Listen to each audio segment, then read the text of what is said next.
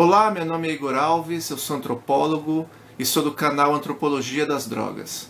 Faz 25 anos que eu estudo esse tema. Ultimamente, eu ando me perguntando o seguinte: por que as drogas são um problema tão grande? Como que as drogas se tornaram esse mar de lágrimas que nós estamos acostumados a viver aqui no Brasil e no resto do mundo? Pensando a respeito disso, eu cheguei a alguns raciocínios e algumas conclusões que eu gostaria que vocês compartilhassem comigo aqui no canal. As drogas tornaram-se no Brasil e no resto do mundo um grande problema. E uma das respostas que eu cheguei foi a seguinte: conseguiram transformar um produto que não valia quase nada em um produto que vale quase tanto quanto ouro. Então, as drogas são um problema porque elas valem muito dinheiro. E por que as drogas valem muito dinheiro? Porque tem muita gente querendo consumir? Então ela ficou cara? A demanda é muito alta? Será que é isso mesmo? Eu proponho a vocês a seguinte tarefa. Após terminarem de ver esse vídeo, entre no Google e digitem o seguinte: cafeína quilo. E aí vocês vão ter a mesma surpresa que eu tive. O quilo da cafeína chega a ser vendido no varejo por até R$400 por um quilo de cafeína pura. Ora, existe alguma razão para a cocaína custar mais do que a cafeína? Existe alguma razão para que uma substância feita das folhas da planta da coca custe mais caro do que uma outra substância pura feita dos frutos do pé de café? Obter folhas é mais fácil do que obter frutos, não é? Mas tudo bem, para efeito de raciocínio, vamos supor que a cocaína industrializada custasse mais ou menos o mesmo que a cafeína. Não tem motivos para ela ser mais cara que R$400. Mas tudo bem, é importado da Bolívia, é importado da Colômbia. Vamos colocar aí R$500 o quilo de cocaína pura. O que é que faz com que uma substância que custaria no varejo uns R$500 mais ou menos, o que faz com que essa substância acabe custando milhares e milhares de reais, como é o caso da cocaína? A cocaína vale tanto porque resolveram proibir o seu comércio, a sua produção. Por isso ela custa tão caro. Quem ganha com a proibição das drogas? Não é você nem sou eu. Quem ganha com a proibição das drogas são os grandes traficantes. Aí eu comecei a me perguntar: por que em cada bairro tem um monte de gente vendendo drogas? Do quilo da cocaína, vamos para a pedra de crack. Se o quilo da cocaína custasse R$500, quanto custaria uma pedra de crack? A pedra de crack, ela tem, aqui no Brasil, mais ou menos 240 miligramas de peso e uns 40% de pureza, o que dá mais ou menos uns 100 miligramas de cocaína por cada pedra de crack. Então não vamos perder o raciocínio, hein? Cada pedra de crack, aqui no Brasil, tem mais ou menos 100 miligramas de cocaína. E quanto custaria 100 miligramas de cocaína se o quilo custa R$500? É fácil.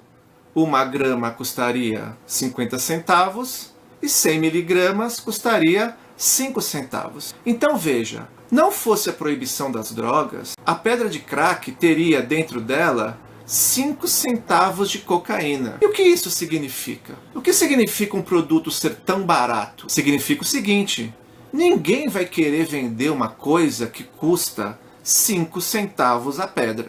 Veja, e eu estou falando em comprar cocaína, se fosse vendida livremente, mais ou menos ao preço da cafeína, comprada no varejo. Se isso fosse produzido industrialmente, o preço da pedra de crack seria nulo, irrisório, menos de 1 centavo. Vamos fazer a conta de novo? 1 quilo de cafeína que você vai procurar na internet, você verá que ele custa R$400. Nada nos permite dizer que o quilo da cocaína, se fosse legalizada, custasse mais do que isso. O fato das drogas serem proibidas faz com que uma substância que não vale nada, ou muito pouco, passe a valer uma fortuna. É o que acontece com a cocaína. A pedra de crack tem mais ou menos 100 miligramas de cocaína. A R$500 o quilo, 5 centavos de cocaína em cada pedra de crack. Esse seria o valor da pedra. Tudo bem, a pedra vai a outras coisas, vai bicarbonato, então vamos dobrar o preço.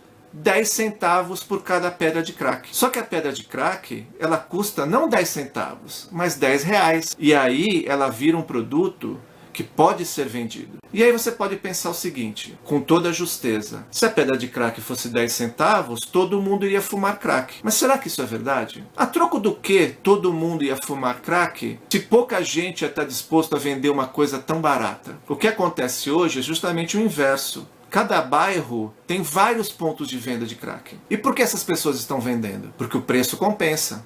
Se o preço da pedra de crack fosse nulo, quem se interessaria por vender isso? A proibição das drogas, o que ela faz? Ela faz com que um produto que vale muito pouco, que é a folha de coca, ou a substância tirada da folha da coca, que deveria valer tão pouco quanto a cafeína, faz com que esse produto valha uma fortuna. Vocês viram o caso do helicóptero do senador que foi pego com meia tonelada de pasta base de cocaína? Vocês viram o caso da fazenda de um ex-governador, grande produtor rural, em que pousavam aviões carregados de cocaína? Você já ouviu falar em juízes que vendem sentenças de traficantes que foram presos? Você já ouviu falar de corrupção policial por conta do tráfico de drogas? Então veja, os grandes traficantes não são essas pessoas que nós vemos na televisão sendo presas. Os grandes traficantes são as pessoas que mandam nesse país. São governadores, ex-governadores, senadores, ex-senadores.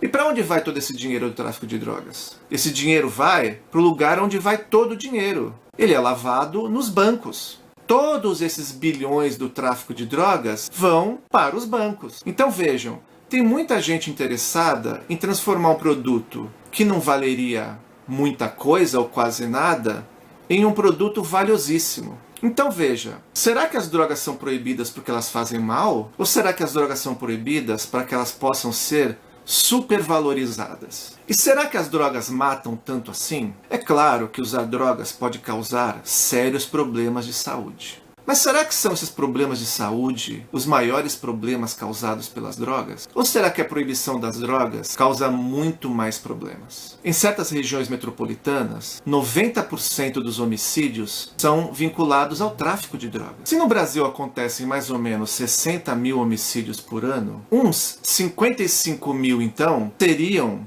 por conta do tráfico de drogas. E quantas pessoas morrem de overdose de crack no Brasil, por exemplo, por ano? Vejam, isso nem aparece na estatística. Pode procurar. Agora, as mortes pelo tráfico de drogas, essas são mais de 50 mil por ano. Então o que é que mata? A droga ou o tráfico de drogas? Certamente, as mortes pelo tráfico de drogas são em número muito, mas muito maior do que as mortes por overdose. O que mata, então, é o tráfico. E por que existe tráfico de drogas? Só existe tráfico porque as drogas valem muito dinheiro. Um produto que deveria valer muito pouco ou quase nada, por conta da proibição, conseguiram fazer com que ele fosse um produto cujo comércio fosse muito rentável. Será que dá para ver então por que as drogas são proibidas? Eu diria para vocês que as drogas são proibidas não porque elas fazem mal à saúde. Tem tanta coisa que faz mal à saúde que é legalizado. O álcool faz muito mais mal à saúde pública do que todas as outras drogas somadas,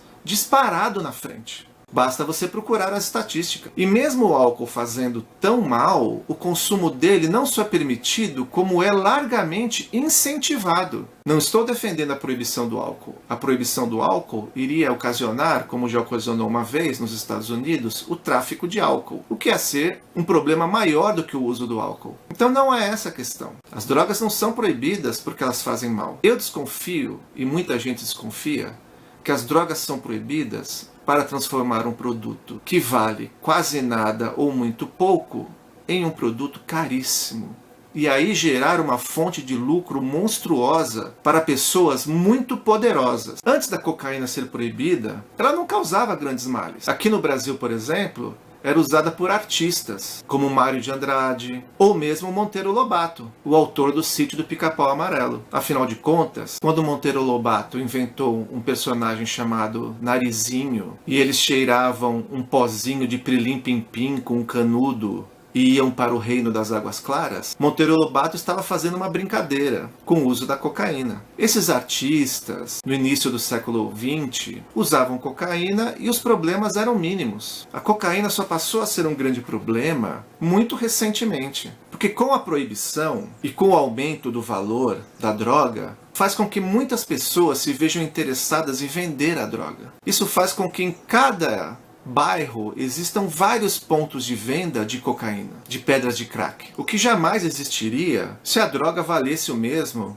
que vale a cafeína, R$400 o quilo. A proibição e a supervalorização do preço da cocaína fez com que surgisse o tráfico em cada esquina. E existissem milhões de pessoas por aí oferecendo cocaína para outros para terem algum lucro. De uma substância que, se não fosse proibida, o lucro seria inexistente. Como eu falei para vocês, não fosse a proibição da cocaína, cada pedra de crack conteria mais ou menos 5 centavos de cocaína dentro dela. Mas com a proibição, essa pedra de crack, que não valeria quase nada, pode ser vendida a R$10. Então vamos pensar com calma. Será que as coisas como estão vale a pena? Quem ganha com a proibição das drogas? Não é você nem sou eu. Quem ganha com a proibição das drogas são os grandes traficantes. Bem, então é isso.